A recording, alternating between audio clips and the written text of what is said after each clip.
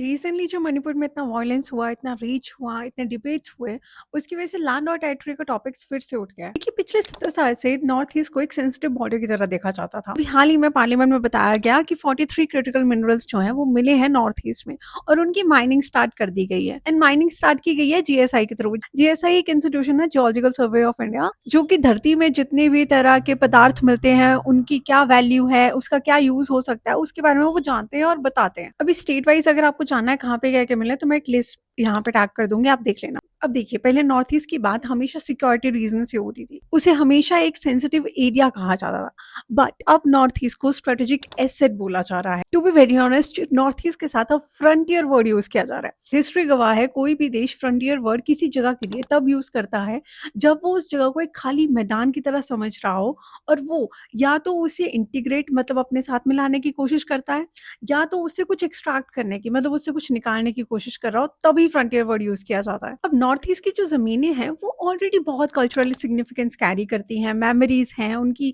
अपनी अथॉरिटी है।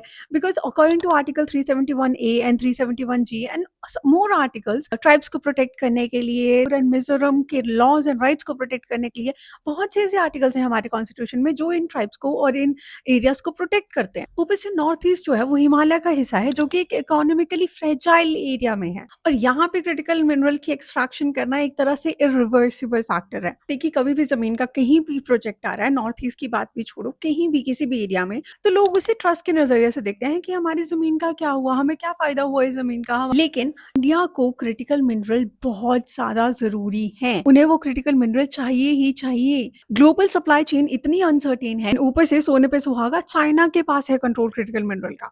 अगर किसी दिन चाइना मना कर दे कि वो देंगे ही नहीं हमें क्रिटिकल मिनरल, तो हम कहाँ जाएंगे? ये तो शुक्र मनाओ हमारे नॉर्थ ईस्ट में है अवेलेबल क्रिटिकल मिनरल। देखिए, इसका सिर्फ एक सॉल्यूशन है, या तो लोकल लेवल पे आके धीरे धीरे हम माइनिंग करें, इतना बहुत रैंडम स्पीड पे भी माइनिंग ना करें ताकि लोकल लोगों को भी दिक्कत ना हो। टू बी ऑनेस्ट, इतने सालों तक नॉर्थ ईस्ट इंफ्रास्ट्रक्चर से वंचित था, and this is a right opportunity. अब नॉर्थ ईस्ट वालों को भी इंफ्रास्ट्रक्चर मिलेगा, रिसोर्सेज आएंगे, वहां पे पैसा लगेगा, तो उन्हें भी जॉब्स मिलेंगे। Also approach should be people centric, लोगों को भी उस मिनरल्स का फायदा दीजिए।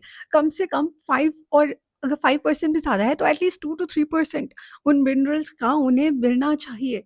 This way we can solve both national and local issues, I think. बाकी आई डोंट नो।